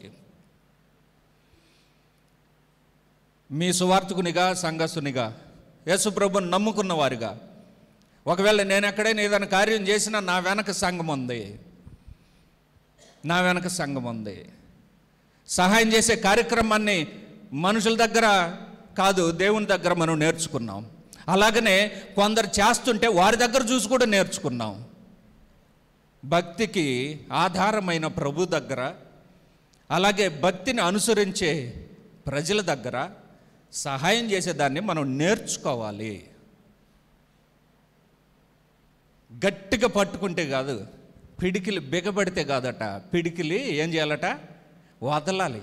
వెదజల్లి, కొరింథీయులకు రాస్తాడుగా, వెదజల్లి కూర్చుకో, వెదజల్లి కూర్చుకో. కూర్చుకుంటే అది ఉపయోగపడదు, కానీ వెదజల్లితే కూర్చబడుతుంది, వెదజల్లితే కూర్చబడుతుంది. కాబట్టి నేను ఈ కార్యం చేస్తున్నా, యేసును గుర్తుపెట్టాను కాబట్టి ఈ కార్యం చేస్తున్నా, యేసును నమ్మినాను కాబట్టి నలుగురికి మనం అందరం సహాయం చేయగలుగుతున్నాం. బస్ యేసు ప్రభు నమ్ముకోకపోతే ఎవరైనా ఆకలి తాళమంటేస్తుంటే చూసి పక్కకి వెళ్ళిపోతాం. పక్కకి వెళ్ళిపోయే పరిస్థితి. మంచి సామ్రాయుడు కథలో ఉంది కదా, రాశాడు కదా అక్కడ. ఓ చక్కని చిత్రపటంలాగా, ఓ చిన్న షార్ట్ మూవీ లాగా తీశాడు, దాన్ని చూపెట్టాడు. చిన్న షార్ట్ మూవీ. ఇప్పుడు షార్ట్లు అంటే వీడియో, షార్ట్ వీడియోస్ అంటుంటాం, అలాంటి షార్ట్ వీడియో లాగా అన్నమాట. ఏంటంటే ఆ వీడియోలో ఏముంది? ఒక మనుషుడు మరి రౌడీలో ఇంకా గోండాలు వచ్చేసి అతను కొట్టేసి ఆడు పడేస్తే హీరో ఒక ఆయన వస్తున్నాడు. ఆ లేవీడు వచ్చాడు, ఈయన పెద్ద హీరో, వచ్చేటప్పుడే తెలుస్తున్నాడు నేను హీరోనని. తీరా అసలు స్పాట్లోకి వస్తే పక్కకు తిరిగి వెళ్తున్నాడు, ఎవరు ఈ హీరో కదా, ఇటు జీరో. నెక్స్ట్ ఇంకొక ఆయన వచ్చాడు, ఎవరు వచ్చాడు, యాజకుడు వచ్చాడు. ఈయన కూడా ఏమన్నాడంటే ముందు ఆయన కంటే నేను ఇంకా పెద్ద హీరోని అన్నాడు. ఆయన బిల్డప్ ఇస్తే ఆడికి వచ్చినాడు, అక్కడ చూసి పక్కకి వెళ్ళిపోయినాడు. వీళ్ళిద్దరు హీరోలు కాదు, ప్రమాదాన్ని చూసి పక్కకి వెళ్ళిపోయేవాడు హీరో కాదు, అవసరం ఉన్న దాన్ని చూసి పక్కకు తొలిగేవాడు హీరో కాదు. అప్పుడు వచ్చాడు ఒక ఆయన ఏం బిల్డప్ లేవు ఆయన దగ్గర ఏమీ లేవు బిల్డప్ పెట్టడానికి. సమరయుడు ఒక ఆయన వచ్చాడు, వచ్చి పోతా బస్సు నడిచిపోతా ఏదో కుంటుకుంటూ పోతున్నాడు, ఏ రకంగా పోతున్నాడో ఏమో, బట్టలు కూడా సరిగా ఉండవు. అక్కడికి వచ్చాడు, వస్తే ఒక అతను పడిపోయి ఉన్నాడు కొర ప్రాణాలతో. వెంటనే అక్కడికి వెళ్ళేసి ఆ మూటలేలే వాళ్ళు వేసుకొచ్చేది, మూట వేసుకొచ్చి బయట ఆడ పడేసి ఆయన చూసి ఆదరించి నీళ్ళు ఇచ్చి ముఖం తుడిచి నూనె రాసి గాయాలుంటే గాయాలను కూడా తుడిచి, అయ్యా ఆకలేస్తుందా అని అడిగినాడు. ఆకలేస్తుందయ్యా అన్నాడు. అన్నాడు ఆయన. మరి ఆ ఆకలిని ఎలాగ వ్యక్తపరిచాడో మరి ఆ బాధల్లో నుంచి మొత్తానికి నాకు ఆకలేస్తుంది అన్నాడు. వెంటనే పూటకోళ్ళు, అంటే ఆ రోజుల్లో పూటకోళ్ళ వాళ్ళు అనేవాళ్ళు, ఈ రోజుల్లో మెస్ అంటున్నాం మనం, లేకుంటే రెస్టారెంట్ అంటున్నాం. అక్కడ తీసుకెళ్ళి భోజనం పెట్టించి తినేశాడు. ఆ తర్వాత ఇంకా కావాలంటే తిను, నేను వచ్చి మరలా ఇస్తాను అన్నాడు. ముందున్నటువంటి ఇద్దరు మనుషులు యేసును గుర్తుపట్టలేదు వాళ్ళు. ఈ మనుషుడైతే యేసును గుర్తుపట్టిన వాడు ఎలాగ నడుచుకుంటాడో అలాగ నడుచుకున్నాడు. అందుకే జక్కయ్య యేసును గుర్తుపట్టాడు. యేసును గుర్తుపట్టిన తర్వాత ఈ అద్భుతమైన కార్యక్రమాన్ని చేశాడు. పిసనారులుగా ఉన్నవారికి ఓ మంచి పాఠాన్ని నేర్పించాడు. ఎవరు ఈ కార్యం అంతా చూస్తున్నారు, బయట చేరి ఇంటి బయట ఎవరున్నారండి? ఇంటి బయట ఎవరున్నారు? శాస్త్రులు, పరిసయ్యులు, యూదులందరూ ఉన్నారు. ఈ లోపల చేరి మాట్లాడుతున్నాడు ఈయన జక్కయ్య, ప్రభువా నేను ఎవరి యొద్దనైనను అన్యాయముగా తీసుకుని ఉంటే నేను వాళ్ళకి 4 రెట్లు ఇస్తానంటే వాళ్ళు 4 నోరు తెరుచుకొని వింటున్నారు వెనక బయట, ఇంటి బయట. ఈ వీడేంది ఇలాగ చెప్తానండే, ప్రభువా నా ఆస్తుల్లో సగం పేదవాళ్ళకి ఇచ్చేస్తానని చెప్తుంటే వాళ్ళు నోరు తెరుచుకొని వింటున్నాడా? ఈ పేదవాళ్ళకి నువ్వేంటరా ఇచ్చేది? నేను యేసుని గుర్తుపట్టా, నేను పేదవాళ్ళకి సహాయం చేస్తా. నేను యేసుని గుర్తుపట్టా, ఇదిగో నేను ఎవరి యొద్ద అన్యాయంగా నేను చేయను. కాబట్టి యేసును గుర్తుపట్టిన జక్కయ్య ఆయన చేసిన కార్యం ఏంటంటే సహాయ కార్యక్రమం, చరిత్రలో నిలబడిపోయే సహాయ కార్యక్రమాన్ని చేశాడు. పిసనారుడు సహకారి అయిపోయాడు. అలాంటి సహకారుల పేర్లు దేవుని గ్రంథంలో లిఖించబడతాయి. కాబట్టి యేసును చూడాలనుకుంటే ఖచ్చితంగా ఆయన కనిపిస్తాడంటే నేను ఇప్పుడు చూడాలన్నా ఎదురుగా నిలబడంటే కాదు, కార్యం ద్వారా కనిపిస్తాడు, ప్రజల ద్వారాను కనిపిస్తాడు. ప్రభువుకు బదులుగా పరిశుద్ధుడు వస్తాడు అక్కడికి నీకు కనిపించడానికి. అలాగనే యేసుతో నడవాలనుకుంటే నీ దగ్గరకే నడిచొస్తాడు. ప్రియ సోదరి సోదరుడా, నువ్వు యేసుతో నడవాలనుకుంటున్నావా? గుర్తుపెట్టుకో, జక్కయ్య నడవాలనుకున్నాడు, చూడాలనుకున్నాడు. ఇప్పుడు యేసు ప్రభువే వాళ్ళ ఇంటికి నడిచి వస్తూ ఉన్నాడు. వెళ్ళేటప్పుడు ఒంటరిగా నడిచి వెళ్ళాడు, ఇప్పుడు వచ్చేటప్పుడు ఎవరు నడిచి వస్తున్నాడు ఆయనతో పాటు? ప్రభువే నడిచి వస్తున్నాడు. మాట్లాడాలనుకుంటే వింటాడు. జక్కయ్య యేసు ప్రభుతో మాట్లాడాలనుకున్నాడు, ఆయన వింటున్నాడు. ప్రభువా వింటున్నాడా లేదా? జక్కయ్య ఇంట్లో ఎవరు మాట్లాడుతుంటే ఎవరు విన్నాడు? ఎక్కువగా మాట్లాడింది ఎవరండి జక్కయ్య ఇంట్లో? జక్కయ్య మాట్లాడాడు. వింటుండేది ఎవరు అక్కడ? యేసు ప్రభు గమనించు. నువ్వు మాట్లాడాలనుకుంటే నీ ప్రభు నువ్వు మాటలు వింటాడు. ప్రభువా నేను మాట్లాడాలనుకుంటున్నా, మాటలు విను అంటే ఖచ్చితంగా ఆయన వింటాడు. అలాంటి ఓ చక్కని చరిత్రను జక్కయ్య చరిత్రలో నుండి, కథలో నుండి మనకు అర్థమవుతుంది. మరొక విషయాన్ని చెప్తాను, నేను జ్ఞాపకం చేస్తాను. శిష్యులు, ప్రభు యొక్క శిష్యులు యేసును గుర్తుపెడితే 3వ కార్యక్రమం చదువుదాం. మత్తయి సువార్త 16వ అధ్యాయం 16వ వచనం నుండి 18వ వచనం వరకు. అందుకు సీమోను పేతురు, నీవు సజీవుడు వగు దేవుని కుమారుడు అయిన క్రీస్తువని, దేవుని కుమారుడు అయిన క్రీస్తువే. ప్రభువా నిన్నైతే వాళ్ళు గుర్తుపట్టలేదు, వీళ్ళు గుర్తుపట్టలేదు, నేను గుర్తుపట్టాను ప్రభువా. నువ్వెవరు అంటే సజీవుడు అయిన దేవుని కుమారుడు అయిన క్రీస్తువి. ప్రియ సోదరి సోదరుడా, సంగమా, నువ్వేమని గుర్తుపెట్టుకోండావు ఆయన్ని? ఆకలేస్తే అన్నం పెట్టేవాడు, ఇదే గుర్తుపెట్టుకున్నావా? దెబ్బ తగిలితే బాగు చేసేవాడు, ఇదే గుర్తుపెట్టుకున్నావా? డబ్బులు అవసరమైతే డబ్బులు ఇచ్చేవాడు. ఏటీఎం లాగా చేసేస్తున్నారు యేసు ప్రభుని. ఏటీఎం లాగా చేసేస్తున్నారండి యేసు ప్రభుని. అంతేనా? నువ్వు యేసుని గురించి ఇంత పరిమితంగా అనుకుంటున్నావా? లేదు లేదు, అపరిమితమైనటువంటి ఆశీర్వాదాలు ఉన్నాయి ప్రభు దగ్గర. ప్రియ సోదరి సోదరుడా, గుర్తుపెట్టుకో. శిష్యులు చెప్తున్నారు, ప్రభువా మేము నిన్ను గుర్తుపెట్టేసాము. ఈ జనాలు గుర్తుపట్టలే ఇంకా నిన్ను. ఇర్మియా అనుకుంటున్నారు. ఈ జనాలు ఇంకా ఏమనుకుంటున్నారంటే యెషయా అనుకుంటున్నారు, ఏలియా అనుకుంటున్నారు, మోషే అనుకుంటున్నారు, ఇంకా రకరకాల ప్రజలు అనుకుంటున్నారు. మేమైతే చూసావు ప్రభు, మేమెంత గొప్పవరము, మేమైతే గుర్తుపెట్టేశాం, నువ్వెవరో మాకు తెలిసిపోయింది ఇప్పుడు. పేతురు చెప్తున్నాడు అన్నమాట. అందుకు యేసు ప్రభు అన్నాడు, చదవండి.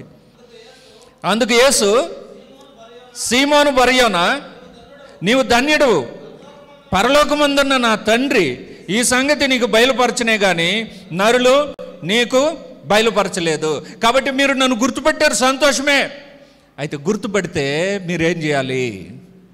మూడవ మాటగా శిష్యులు యేసుప్రభుని గుర్తుపెట్టారు. రైట్. ఈరోజు చాలామంది ప్రపంచంలోని యేసును గుర్తుపెట్టిన జనులు, యేసుప్రభు అని చెప్పగలుగుతూ యేసునందు విశ్వాసం ఉంచామన్న జనుల సంఖ్య ప్రపంచంలో ఉండేది జనాభాలో 800, సుమారు 40 కోట్లు, 840 కోట్ల మంది జనాభాలో ఎక్కువ మంది ఎవరిని నమ్మిన వాళ్ళు ఉన్నారు? యేసుని నమ్మిన వాళ్ళే ఉన్నారు. యేసుని నమ్మిన వారే ఉన్నారు. అయితే యేసుని నమ్మిన వారు లేదా యేసుని గుర్తుపట్టిన వారు ఇంకొక సంగతి మర్చిపోతున్నారు. ఆ సంగతిని కింద రాసింది 18వ వచనం చదవండి. మరియు నీవు పేతురువు, ఈ బండ మీద నా సంఘమును కట్టుదును, పాతాళ లోక ద్వారములు దాని ఎదుట నిలవనేరవని నీతో చెప్తున్న. దీన్ని గుర్తుపెట్టుకో. నువ్వు నన్ను గుర్తుపెట్టుకున్నావు, బల నమ్మకమైన వాడివి. యేసును గుర్తుపడుతున్నారు జనాలు, కానీ యేసు కట్టిన సంఘాన్ని గుర్తుపట్టలేకపోతున్నారు. యేసు కట్టిన సంఘమును గుర్తుపట్టలేకపోతున్నారు. ఈరోజు ప్రపంచంలో యేసును గుర్తుపట్టిన జనాలు చేసే పెద్ద పొరపాటు ఏంటంటే, యేసునైతే గుర్తుపెట్టుకుంటున్నారు కానీ పట్టేస్తున్నారు అమాంతంగా. యేసు ప్రభు గొప్పవాడు, రైట్. రక్షకుడు, రైట్. సమాధానకర్త, రైట్. ప్రధాన యాజకుడు, రైట్. ఇంకా మనందరికీ ఆశీర్వాదం ఇచ్చేవాడు, రక్షణ ఇచ్చేవాడు, కావలసిన ఆదరణ ఇచ్చేవాడు ప్రభువు, ఆయన రాజు, వగైరా వగైరా వగైరా గొప్ప గొప్ప మేలు కార్యక్రమాలన్నీ, గొప్ప ఉన్నతమైన బిరుదులన్నీ ఆయనకిచ్చి ఆయనను హెచ్చిస్తున్నావు కదా. ఆయనను గుర్తుపడితే ఆయన సంఘమును కూడా గుర్తుపట్టాలి. కానీ ప్రపంచంలో జరుగుతున్నటువంటి పెద్ద పొరపాటు భక్తుల్లో ఏంటంటే, ఆయనను గుర్తుపడుతున్నారు కానీ ఆయన సంఘమును గుర్తుపట్టాల. పేతురు చెప్తున్న మాట ప్రభు అంగీకరించాడు, ప్రభు చెప్పిన మాట పేతురు అంగీకరించాడు. పేతురు చెప్పింది ప్రభు అంగీకరించాడు. ఏమని చెప్పాడు పేతురు? అయ్యా నువ్వు సజీవుడైన దేవుని కుమారుడైన క్రీస్తు అని చెప్పాడు. శబాష్, మంచిగా చెప్పావు పేతురు. పక్కనుండే వాళ్ళు అన్నారు, ప్రభు మేము కూడా అంతే. వాళ్ళు ప్రత్యేకంగా చెప్పలా, ఒకరి మొక్కలు ఒకరు చూసుకుంటున్నారు. ఈయన చెప్పేటప్పటికి వాళ్ళు అన్నారు, అలాగే ప్రభు మేము కూడా అంతే అన్నారు. అప్పుడు ప్రభు చెప్పారు. ప్రభు చెప్పింది ఏంటంటే, ఈ బండ మీద నా సంఘాన్ని కడతాను, ఆ సంఘం ఇదిగో ఇలాగనుంటుంది. ఏమని రాశాడు? ఈ బండ మీద నా సంఘం కట్టుదును, పాతాళలో ఒక ద్వారములు దాని ఎదుట నిలువు నేరవని నేను నీతో చెప్తున్నాను. పరలోక రాజ్యం యొక్క తాళపు చెవులు నీకు ఇస్తున్నాను. పరలోక ముందు దేన్ని బంధించదో భూమి మీద అది బంధించబడును, భూమి మీద మరి ఏది విప్పబడును అది పరలోక ముందు కూడా విప్పబడును. 2 కార్యక్రమాలు, భూమి ఆకాశము అనగా పరలోకము. ఒకసారి ఆ వాక్యం కూడా చదవండి. 19వ వచనం చూడండి. 1 18వ వచనంలో పాతాళ లోకము అన్నాడు 1. నెక్స్ట్ 19వ వచనంలో భూలోకము 2, పరలోకం 3 లోకాలు. సంఘము ఈ 3 లోకాలకి కనెక్ట్ చేయబడినటువంటిది. 3 లోకాలకి సంబంధించిన సంబంధ బాంధవ్యాలు కలిగినటువంటిది. కాబట్టి క్రీస్తును నువ్వు నమ్ముకుంటే, గుర్తుపెడితే, క్రీస్తు యొక్క సంఘమును కూడా గుర్తుపట్టడానికి ఈ వాక్యంలో రాసినటువంటి విషయం. అయితే మనం ఏం చేస్తున్నామంటే, క్రీస్తుని గుర్తుపడుతున్నాం, ఆయన సంఘాన్ని మనం క్రియేట్ చేసుకుంటున్నాం. క్రీస్తుని గుర్తుపడుతున్నాం, సంఘమును మాత్రం ఏర్పాటు చేసుకుంటున్నాం. క్రీస్తుని గుర్తుపడుతున్నాం, సంఘం మాత్రం మనుషులతో పెట్టుకుంటున్నాం. కాబట్టి కుదరదు. మనుషుడు దేనినైనా ఏర్పాటు చేస్తే అది వ్యవస్థ కానీ సంస్థ కానీ భూ సంబంధమైనదే కానీ పాతాళ లోకానికి సంబంధం ఉండదు, పరలోకానికి సంబంధం ఉండదు. 3 లోకాలకి సంబంధం ఉన్నది ఒకటే, అదే సంఘము. 3 లోకాలకి సంబంధమైనది మరొకటి, మానవుని యొక్క ఆత్మ. 3 లోకాలకు సంబంధమైనది మరి ఒకటి, ప్రభు అయిన యేసుక్రీస్తు, అలాగే తండ్రి అయిన దేవుడు, అలాగే పరిశుద్ధాత్మ దేవుడు, అలాగే దూతగణాలు కూడా, వారికి కూడా తెలుసట. సో ఇన్ని వివరణలు అందులోనికి రాసి యేసుప్రభు యొక్క శిష్యుల దగ్గర ఈ విషయాన్ని వాళ్ళకే బయలుపరిచి, అయ్యా మీరు నన్ను గుర్తుపట్టారు, సంతోషమే, ఇదిగో నా సంఘమును గుర్తుపట్టండి, నా సంఘమును గుర్తుపట్టండి. ఆ సంఘం ఎలాంటిదని చెప్తున్నాడు? పాతాళ లోకము, భూలోకము, పరలోకము. నా సంఘాన్ని గుర్తుపట్టాలంటే ఆ సంఘం యొక్క కనెక్షన్ ఎక్కడెక్కడ ఉందంటే భూలోకంలోనూ ఉంది, పాతాళ లోకంలోనూ ఉంది. ఏ కనెక్షన్ ఉన్నదో వివరిస్తున్నాడు. పరలోకంలోనూ ఉంది. అంటే భూలోకంలో సంఘం ఉంది, పాతాళ లోకంలో సంఘమే గొప్పది, పాతాళం దానిని బంధించదు. పరలోకము కనెక్షన్ ఉంది, ఎందుకంటే పరలోకానికి సంఘం చేరుతుంది.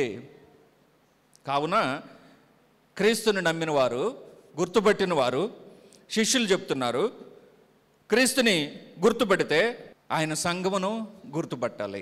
ఆయన సంఘమును గుర్తుపట్టలేకపోతే క్రీస్తును గుర్తుపట్టినను ప్రయోజనం ఉండదు. మనకు తెలిసిన వారిని గుర్తుపట్టి వారి అధికారాన్ని గుర్తుపట్టకపోతే, కలెక్టర్ అనుకో, కలెక్టర్ని గుర్తుపట్టావు, ఆయన కలెక్టర్ అన్న విషయాన్ని, ఆయన అధికారాన్ని మర్చిపోతే ప్రమాదమే. అలాగే నేను క్రీస్తుని గుర్తుపట్టి ఆయన సర్వాధికారాలు ఎక్కడుండేది? క్రీస్తు యొక్క సర్వాధికారాలు ఎక్కడ ఉండేది? సంఘంలోనే. కాబట్టి కొలసి పత్రికలు రాస్తాడు, ఆయన సర్వాధికారం కలిగి ఉన్నాడు. ఆయన సర్వమును అధికారం కలిగి ఉండి సంఘమునకు శిరస్సుగా క్రీస్తు యేసు ప్రభువు ఉన్నాడు. కాబట్టి సర్వము, ఆయన అధికారము సంఘంలో ఉంది. కాబట్టి ఆ సంఘాన్ని గుర్తుపట్టకుండా క్రీస్తుని గుర్తుపెడితే నీకు ఎంతవరకు ప్రయోజనం? అదే చెప్తున్నాడు, క్రీస్తుని గుర్తుపెడితే సంఘాన్ని గుర్తుపెట్టు. కాబట్టి వీళ్ళు ప్రభు యొక్క సంఘాన్ని గుర్తుపెట్టారు. కనుక యేసుప్రభు యొక్క శిష్యులు ప్రభుని అంగీకరించి వల్లనే వారు ఏమైనారు? శిష్యులయ్యారు. వాళ్ళందరూ ప్రభుని ఒప్పుకున్నందువలననే ఆయన పని అప్పగించాడు. అలాగనే ఆ ప్రభు ఎదుట ఎప్పుడైతే ఈ సంఘటన జరిగిందో, ప్రభు అను దేవుని కుమారుడు అనే క్రీస్తు అన్నాడు. అప్పుడు ఆయన సంఘాన్ని గురించి ప్రచారం చేశాడు. సంఘాన్ని గురించి పేతురుకు ప్రవేశపెడితే, పేతురుకు పరిచయం చేస్తే, పేతురు ఏమన్నాడంటే భయపడిపోయి, అయ్యా ప్రభు నువ్వు పెద్దోడివి, నేను చిన్నవాడిని, నేను తగ్గించుకున్నాను అన్నాడు. ఆయన ఒక్కడే కదా, శిష్యులందరూ అన్నారు. కాబట్టి తగ్గించుకున్నాడు, ఆయన హెచ్చించాడు. కనుక అంగీకరిస్తే శిష్యుడు అవుతావు, ఒప్పుకుంటే పని అప్పగిస్తాడు, తగ్గించుకుంటే హెచ్చిస్తాడు. ఒకసారి ప్రయత్నం చేసి చూడండి, ఈ కార్యం మనందరి ఎడల జరుగుతుంది. మనందరి ఎడల ఇలాంటి కార్యక్రమాన్ని దేవుడు జరిగిస్తాడు. అలాంటి జరిగించే కార్యక్రమం మనకు జరగాలి. ఒకవేళ అలా కాకపోతే, గుర్తుపట్టకపోతే ఏం జరుగుతుంది? 2 మాటలు చెప్పి ముగించేస్తా. యోహాను సువార్త 20:14 ఆమె ఈ మాట చెప్పి వెనుక తట్టు తిరిగి యేసు నిలిచినట్టు చూసిన కానీ ఆయన యేసు అని గుర్తుపట్టలేదు. మగ్దలేని మరియా సమాధి దగ్గరకు వచ్చింది, ఆయన లేడు అన్న విషయం తెలుసుకున్నది. ఆ తర్వాత దూతలు వచ్చేసి పోయి అందరిని పిలుచుకొచ్చేసింది. యోహాను, పేతురు ఇద్దరిని పిలుచుకొని వచ్చేసి యోహాను ప్రియమైన శిష్యుడు అని రాశాడు. ప్రియమైన శిష్యుడు కూడా అక్కడ వచ్చాడు. పేతురు వచ్చాడు, పరిగెత్తుకుంటూ వచ్చాడు. పరిగెత్తుకుంటూ వచ్చి పేతురేమో లోపలికి వెళ్ళాడు, ప్రియ శిష్యుడేమో బయట నిలబడ్డాడు. ఈమె బయట ఉంది. అప్పుడు దూతలు అక్కడ తల దగ్గర పాదాల దగ్గర అక్కడ ఉండి చెప్తూ ఉన్నారు, అయ్యా అమ్మ ఆయన ఇక్కడ లేడు, చెప్పినట్టు లేచున్నాడు అన్న విషయం అర్థమైపోయింది. అప్పుడు వెనకాల ఒక ఆయన ఉంటే ఈమె వెనక్కి తిరిగి చూసి ఆయన మాట్లాడుతున్న సందర్భంలో ఆయనను గుర్తుపట్టలేదు. కాబట్టి ఇంకా కొంత చదువుతూ వెళితే గుర్తుపట్టకపోయినందువలన ఆమె ఏడుచుచూ ఉన్నది. అప్పుడు అడుగుతాడు, ఎందుకు ఏడుస్తున్నావు? నువ్వెవరిని వెతుకుతున్నావు? నా ప్రభుని ఎవరో ఎత్తుకెళ్ళాడయ్యా. తోటమాలి పనివాడు అనుకున్నాడు, వాచ్మెన్ అనుకున్నది. తోటమాలి నా ప్రభుని ఎవరో ఎత్తుకెళ్ళాడు, అందుకని నేను ఏడుస్తున్నానంటే ఆ మాయకు రాలా, నేనే ఆయన్ని, నన్ను గుర్తుపట్టు, నువ్వు ఏడవ్వో. కావున గుర్తుపట్టకపోతే, యేసును గుర్తుపట్టకపోతే నువ్వు ఏడ్చుచూ ఉండాల్సిందే. ప్రియ సోదరి సోదరుడా, నువ్వు యేసును నిజముగా గుర్తుపట్టకపోతే నీ జీవితం అంతా ఏడుపుతోనే ఉంటుంది. సూర్యోదయం అవుచుండగా యేసు ధరిని నిల్చెను. అయితే ఆయన శిష్యులు, అయితే ఆయన యేసు అని శిష్యులు గుర్తుపట్టలేదు. గుర్తుపట్టకపోతే ఒకటి మగ్దలేని మరియ ఏడుస్తూ ఉంది, వెతకుతా ఉంది. ఇదే పరిస్థితి మంద కూడా. నువ్వు యేసు ప్రభును నీకున్నటువంటి సందర్భాన్ని బట్టి, సమయాన్ని బట్టి, ఈ దేవుడు నాకు తోడున్నాడు, ప్రభు నాకు తోడున్నాడని నువ్వు గుర్తుపట్టకపోతే ఏడుస్తూనే ఉంటావు. ఒక కార్యం చేస్తే నన్ను గుర్తుపట్టేది, ఇంకొక కార్యం చేసే దగ్గర గుర్తుపట్టవా? దేవుడు నన్ను స్వస్థపరిచాడు, బాగుంది. దిగులుగా ఉన్నప్పుడు కూడా దేవుడు సహాయం చేస్తాడు కదా. అక్కడ సహాయం చేసినోడిని ఎక్కడెందుకు గుర్తుపట్టలేకపోతున్నావు నువ్వు? ప్రభు శిష్యులు ఆయన్ని బ్రతుకున్నప్పుడు గుర్తుపట్టారే, చనిపోయిన తర్వాత తిరిగి లేచినప్పుడు ఆయన వస్తే ఆయన గుర్తుపట్టడానికి ఏ సందేహమో? నువ్వు అలా గుర్తుపట్టకపోతే స్పష్టంగా చెప్పాడు. చూడండి ఏం రాశాడు? పిల్లలారా, భోజనమునకు మీ యొద్ద ఏమైనా ఉందా అడగగా లేదని వారితో చెప్పాను. అప్పుడు ఆయన దోణి కుడి పక్కన వలవేయడి, మీకు దొరుకునని చెప్పగా వారు అలాగూ చేయగా చేపలు విస్తారంగా పడినందువలన లాగలేకపోయారు. కాబట్టి యేసును గుర్తుపట్టకపోతే ఆకలితో ఉంటారు. కావున ప్రియమైన సోదరి సోదరులారా, మనం ప్రభును గుర్తుపట్టిన జనాలుగా మన జీవితకాలంలో చక్కగా శ్రేష్టమైన వారంగా వర్ధిల్లడానికి ప్రయత్నం చేద్దాం. ఎప్పుడైనా ఎట్టి పరిస్థితుల్లోనైనా నేను యేసును గుర్తుపట్టేవాడినే. అక్కడ జనులు ఆయనను గుర్తుపట్టారు. మరి ఎక్కడ జనులు, ఇక్కడ నువ్వు, ఇక్కడ నేను ఆయనను గుర్తుపట్టేటట్లుగానే ఎల్లవేళలా ఉండాలని దేవుడు మనకి ఈ మాటలు తెలియజేస్తున్నాడు. మీకు అందరికీ వందనాలు.